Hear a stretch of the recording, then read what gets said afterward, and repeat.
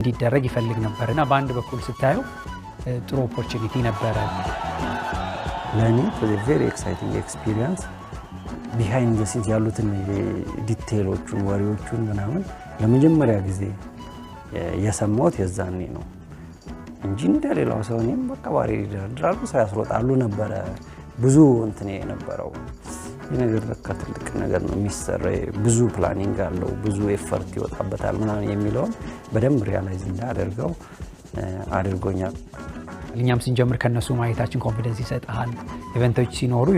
ሁላችንም ይሄድን በተለያየ ጊዜ እና የነበር ኢቨንቶችና ያ ደግሞ እዛ ሄደ ስታይ ያለው ጠቅሟል ትልቅ ኩራት በቃ የእውነት እንችላለን ማለት ነው ይደረጋል ማለት ነው እነሱ ባይመጡ ባይቆምም ማለት ነው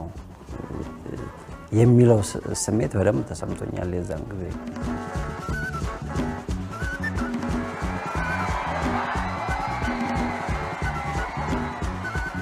Sometimes you dream of going somewhere and the reality doesn't quite match the expectation. With Addis Ababa in Ethiopia, it was the other way around. I was excited to go there. I thought it would be good, but it turned out to be absolutely amazing. It's a very, very special place.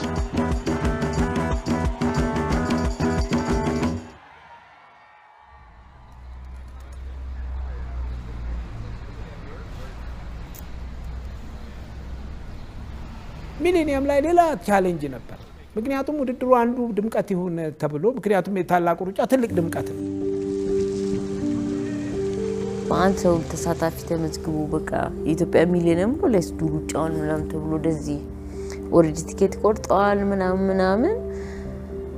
በቃ አልሆነ ኢሞሽናሊ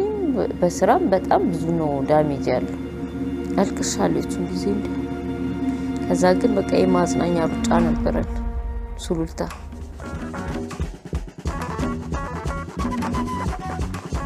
በቃ ከሱሉልታ ከሆነ 10 ኪሎ ሜትር ተሰመረላቸው እኛ በመኪና ያን ከውጪ የመጡት በሙሉ እንደሱ ሮጠው ሜዳሊያቸውን ሰጠናቸውና ህዳር ላይ ያረግነው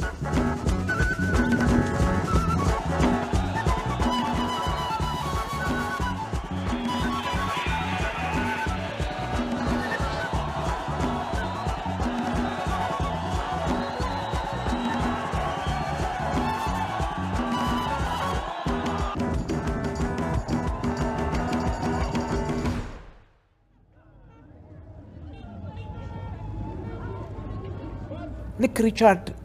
ሲለቅ በጣም ወሪድ አደረው በጣም ፈራው አሁን በቃ ይሄ ነገር ከባድ ነው አልኩ ለኃይሌ ኢንፎርም ሲያረጋው ኃይሌ ያለው ትዝ ይለኛል እንዴ እነዚህ ኮሌጆች ናቸው እንዴት አምነን ይሄን ኃላፊነት እንሰጣቸዋለን ሲልት ትዝ ይለኛልና ኢሞሽናል ሆነን ነበር የሪቻርድም ደግሞ ማይተካ አይነት ፐርሰናሊቲዎች አሉ ሪቻርድ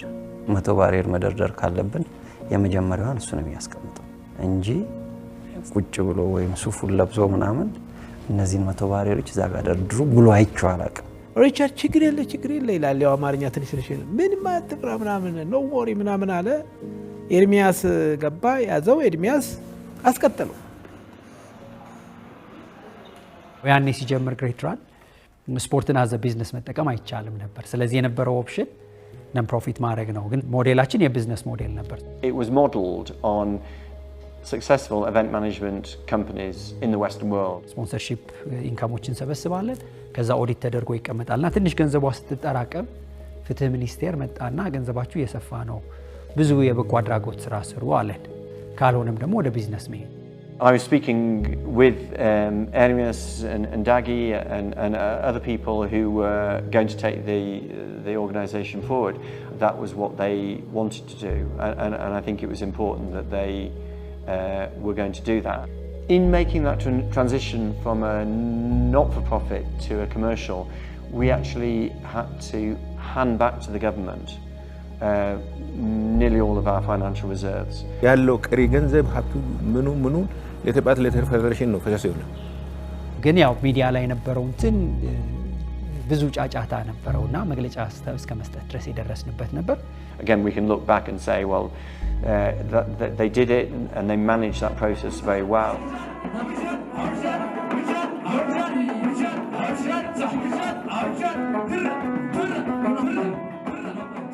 እስከ ሬስቴ ብዙ ምንድነች ኢትዮጵያ የሚለው